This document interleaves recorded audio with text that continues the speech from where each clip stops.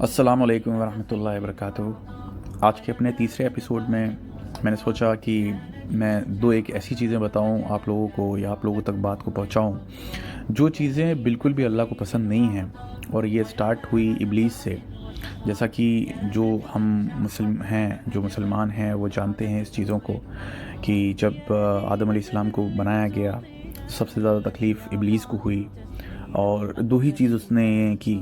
पहला, उसने अपने आप को ये बोला कि मैं बेहतर हूँ। तो ये बात थी कि उसके अंदर एरोगेंस था, घमंड था। वो अपने आप को बेहतर समझता था कि मैं आग से बना हूँ, ये मिट्टी के बने हुए हैं, तो मैं सुपीरियर हूँ। तो ये सब फीलिंग जो आई, सुपीरियर होना, मैं बेहतर हूँ, तो ये एरोगेंस का पहला स्टेप, पहला इरप्शन वहीं से हुआ। देन दूसरा पॉइंट ये था कि जेलसी थी उसके अंदर कि भाई मुझे क्यों नहीं चुना गया।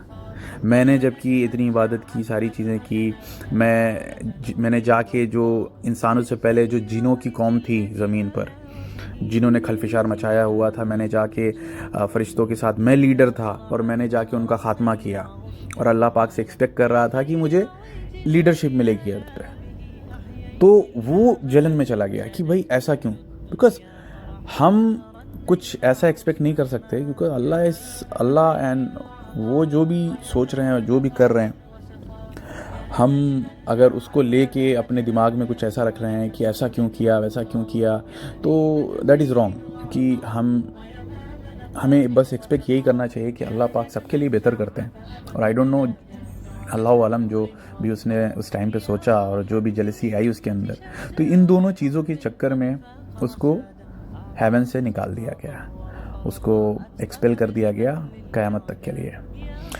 तो मैं यही बोल रहा हूँ कि ये जो दो चीज़ें हैं ये शैतान से आईं और शैतान के थ्रू इंसानों तक, हर इंसान इस चीज़ से घिरा हुआ है। बिकॉज़ शैतान हर इंसान के साथ है और हमेशा उसको विस्पर करता रहता है कि ये करना है, ऐसा करना है, वैसा करना है।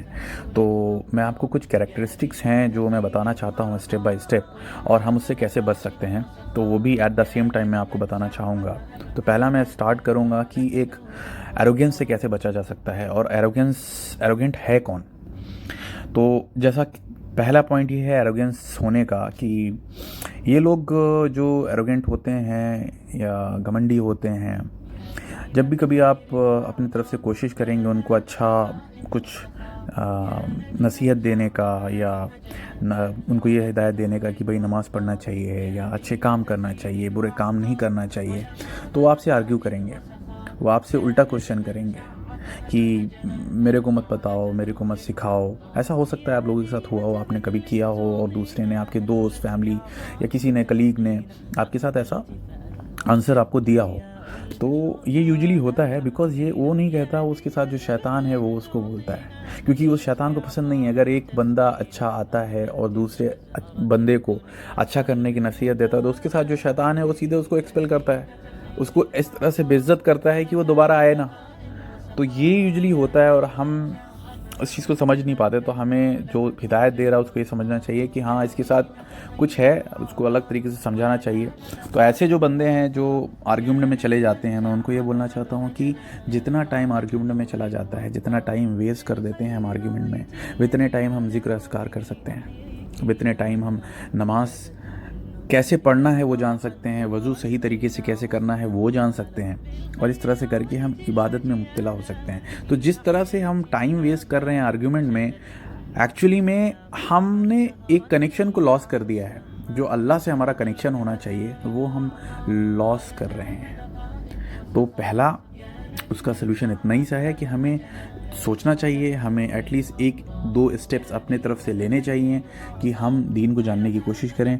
जब तक हम दीन को जानने की कोशिश नहीं करेंगे तो अल्लाह पाक आपकी तरफ कैसे 10 कदम बढ़ाएंगे। अल्लाह पाक ने सीधे कहा है कि जो बंदा मेरे तरफ 1 कदम बढ़ाता है मैं उसकी तरफ 10 कदम बढ़ाता हूँ। तो ऐसा नहीं है कि हिदायत अल्लाह ही देते हैं, बट आपको इनिशिएट करना है, इनिशिएटिव आपको लेना है। जब आप जानने की कोशिश करेंगे तो सामने से, मेरा पर्सनल एक्सपीरियंस है, मैं इसलिए जो मैंने फ़ील किया वो मैं आप तक पहुंचाना चाहता हूं। तो ये बहुत ही अमेजिंग फीलिंग है जो मैं एक्सप्रेस नहीं कर सकता, और ऐसा ही था, मैं भी कुछ ऐसा ही था।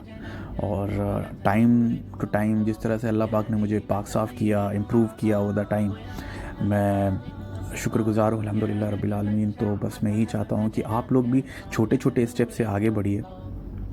इंशाअल्लाह आपको अल्लाह पाक गाइड करेंगे और आप धीरे धीरे जब छोटे छोटे चीज़ें करेंगे तो आप आगे की चीज़ें जानने की कोशिश करेंगे। ये कैसा, अच्छा ठीक है मैंने वज़ू सीख लिया, फिर मैंने नमाज का सही तरीका सीख लिया, अच्छा ठीक है अभी मुझे इसमें क्या करना चाहिए, क्या चीज़ें हैं जो अल्लाह को पसंद है, क्या चीज़ें हैं जो अल्लाह को नहीं पसंद है। तो बहुत अच्छा लगता है। फिर आप दीन के बारे में, हिस्ट्री के बारे में जानना स्टार्ट करते हैं कि इस्लामिक हिस्ट्री क्या थी। तो बहुत सारे बेनिफिट्स होते हैं जब आप एक थॉट देते हैं rather than falling in the argument. तो हमें इस चीज़ से इस तरह से बचना चाहिए।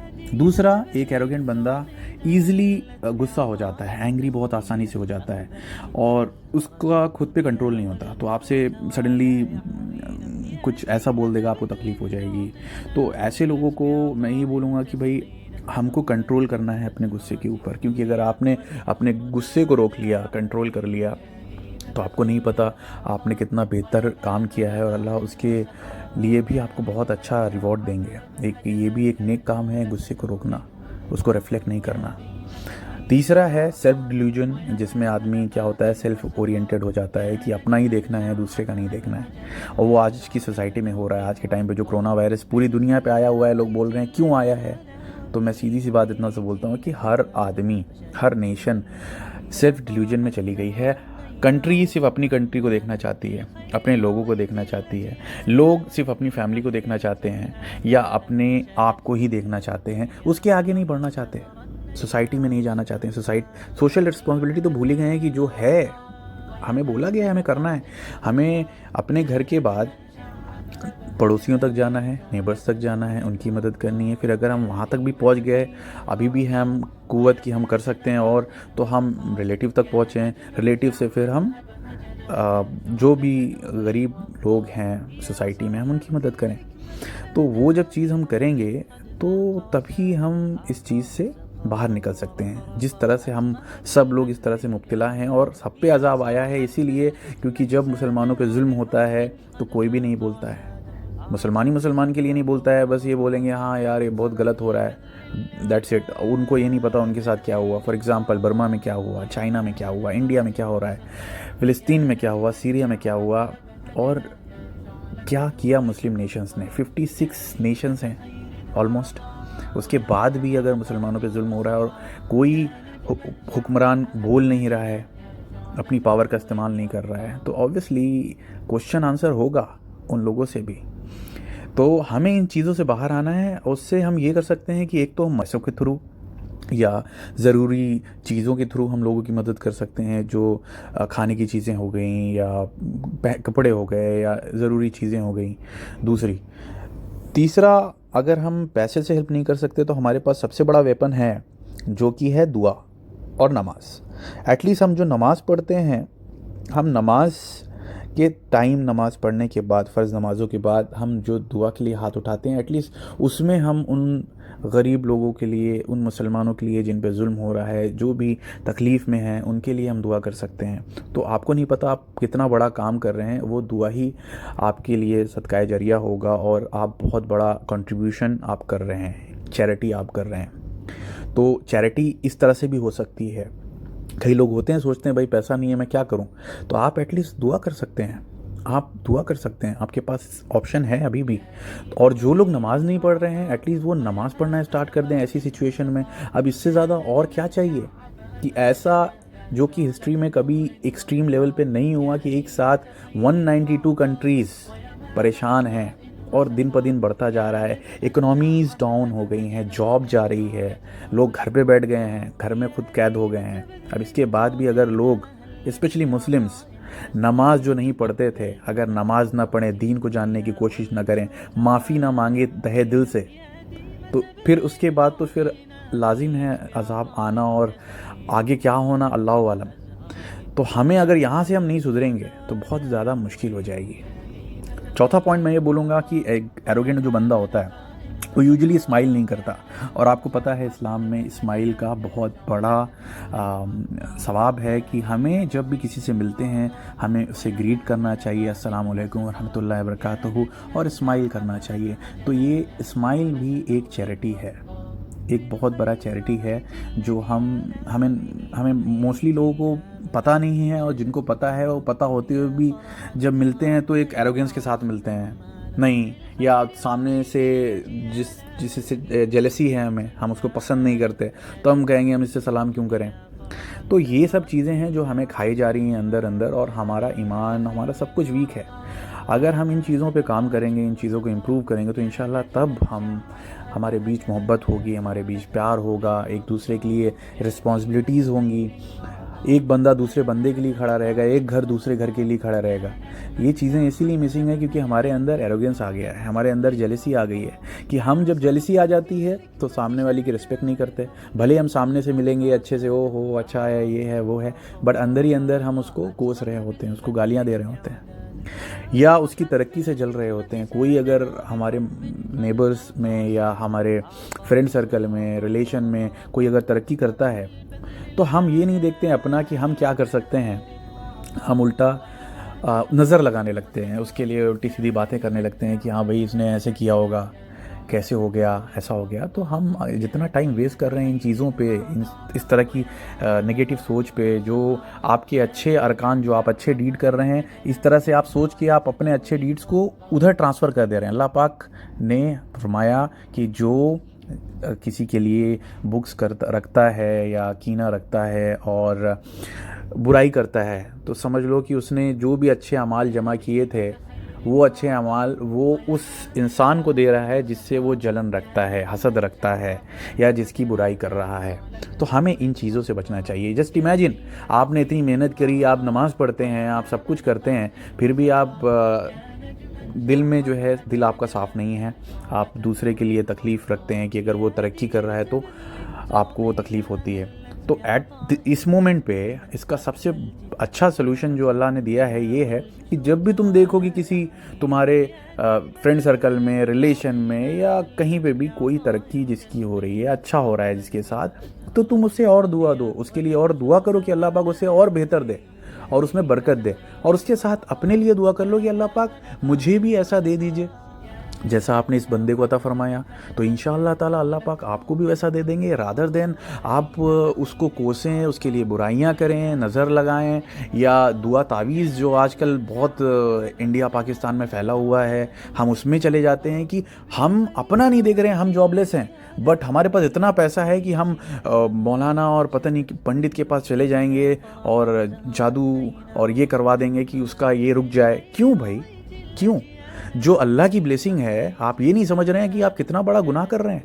अल्लाह की ब्लेसिंग को आप रोकने की कोशिश कर रहे हैं जो कि आप रोक नहीं सकते, और अगर आप रोकते हैं इस तरह से गलत तरीक़ों को करके तो आप बहुत बड़े गुनाहगार हैं, जो गुनाह कबीरा में आता है। तो हमें इन सब चीज़ों से बाहर निकलना है। इसीलिए आज हम एक डिवाइडेड नेशन रह गए हैं, और आज यूनिटी नहीं है। हर आदमी फ़िरके में बटा हुआ है, एक दूसरे को देखना नहीं पसंद करता। अगर वो भाई दूसरे फ़िरके से है तो हम उसकी बात ही नहीं सुनेंगे, उसको इज़्ज़त ही नहीं देंगे। अगर वो घर में आएगा तो हम दरवाज़ा उसके मुंह पे मार देंगे। ये सब चीज़ें हो रही हैं। हम कैसे, जब हमारा दिल साफ़ नहीं है तो हम कैसे आगे बढ़ सकते हैं, हम कैसे अच्छे काम कर सकते हैं, हम कैसे अल्लाह पाक हमारे डीड्स को एक्सेप्ट करेंगे, हमारी नमाज़ों को एक्सेप्ट करेंगे, हमारे रोज़ों को एक्सेप्ट करेंगे, हमारी चैरिटी को एक्सेप्ट करेंगे। हमें एरोगेंस और जेलसी को, इन दोनों चीज़ों को अपने दिलों से निकालना होगा, जहन से निकालना होगा। तभी हम जो करेंगे अच्छे काम, नमाज, रोज़ा, वो अल्लाह की बारगाह में कबूल होगा इंशाअल्लाह। तो हमें प्लीज़ इन दोनों चीज़ों से बचना है। मैं आपसे यही रिक्वेस्ट करूँगा कि इस सिचुएशन में जो अभी आई है, हम इन चीज़ों को ख़त्म करें, एक दूसरे की हेल्प करें, एक दूसरे के लिए, सबके लिए दुआ करें, भले वो मुस्लिम हो, नॉन मुस्लिम हो, बिकॉज़ मखलूक सारी अल्लाह की है। मैं हर बार यही बोलता हूँ, बिकॉज़ बहुत सारे लोग हैं जो यही सोचते हैं कि भाई इन लोगों ने ऐसा किया, जस्ट फॉरगिव देम। अगर आप किसी को माफ़ कर देते हैं, आपका बुरा किया है, तो आप अल्लाह पाक उसके लिए भी आपको बहुत सारा सवाब देंगे, अजर देंगे। और बाकी रेस्ट ऑफ द डे, वो जजमेंट डे पे अल्लाह पाक उसका डिसीजन लेंगे कि किसने क्या किया, और उसका हिसाब अल्लाह पाक के हवाले है। हमें जजमेंटल नहीं होना है। हम जजमेंट नहीं करेंगे कि इसके साथ ऐसा होना चाहिए, ये इसके साथ हो रहा है, ये उसके साथ हो रहा है, नहीं ये इनके लिए है, हमारे लिए नहीं है। तो ये सब चीज़ें जो है ना, ये हमें नहीं करना है, हमें जजमेंटल नहीं बनना है, बिकॉज क्रिएटर इज़ द जज, बेस्ट जज। तो हमें जजमेंट का कोई हक नहीं है। हम बस अपने अच्छे काम करें और दिल को साफ़ रखें, और जब भी किसी से मिलें तो सलाम करें। बिकॉज़ जब हम सलाम करते हैं किसी से, तो आपको नहीं पता कि हमें, शायद मोस्टली लोग को पता हो या मोस्टली लोग को ना भी पता हो, जब हम सलाम करते हैं तो हमारे साथ जो फरिश्ते होते हैं वो हमारे नाम का 90 रिवॉर्ड्स, मीन्स कह सकते हैं 90 पॉइंट्स हमारे अच्छे डीड्स में लिख देते हैं। और जो आंसर देता है सलाम का कि वालेकुम अस्सलाम रहमतुल्लाहि व बरकातुहू, उसके खाते में, उसके अकाउंट में 10 पॉइंट्स चढ़ जाते हैं अच्छे। तो जस्ट इमेजिन करिए कि अगर हम इस तरह से कॉम्पिटेंसी करें अच्छे पॉइंट्स को जमा करने के लिए, अच्छे डीड्स में अपना हाई स्कोर बढ़ाने के लिए, तो कितना अच्छा होगा कि हम ये सोचें कि भाई सलाम पहले कौन करेगा, क्योंकि 90 पॉइंट्स मिलने हैं, हम ये नहीं सोच रहे हैं। और 90 पॉइंट जब मिलेंगे आपको, इस तरह से जब करके सामने से सलाम करेंगे, और मोहब्बत आपस में बढ़ती है सलाम से। मैंने ये पर्सनल मेरा एक्सपीरियंस है, मैंने इमेजिन किया है कि जो बंदा आप जिसको नहीं भी जानते हैं, आप उससे सलाम करते हैं डेली, आने जाने में एक रिलेशन बन जाता है। तीसरे चौथे दिन वो बंदा आपसे पूछेगा सामने से, शायद अगर आप भूल गए वो सलाम करेगा और आपसे पूछेगा, और कल को हो सकता है कभी किसी चीज़ की ज़रूरत पड़ेगी आपको तो वो मदद कर देगा। वो सलाम एक कनेक्शन, एक ब्रिज की तरह काम करता है मुसलमानों के बीच। तो हम वो ब्रिज को तोड़ रहे हैं, हम बेसिक स्टेप्स को छोड़ रहे हैं। ये बेसिक चीज़ों को अगर हम पकड़ लेंगे स्ट्रांगली, तो इंशाअल्लाह हमारे बीच में जो मोहब्बत कायम होगी, जो यूनिटी कायम होगी, और हम एक सबसे खुशहाल नेशन रहेंगे इंशाअल्लाह। तो हमें इन चीज़ों पे फोकस करना है। मैं आप लोगों से यही रिक्वेस्ट करूँगा, प्लीज़ इन चीज़ों पे फोकस करिए। इंशाअल्लाह अगले एपिसोड में फिर से एक नए टॉपिक के साथ मैं आऊँगा। तब तक के लिए अल्लाह हाफिज़, अपना ख्याल रखें और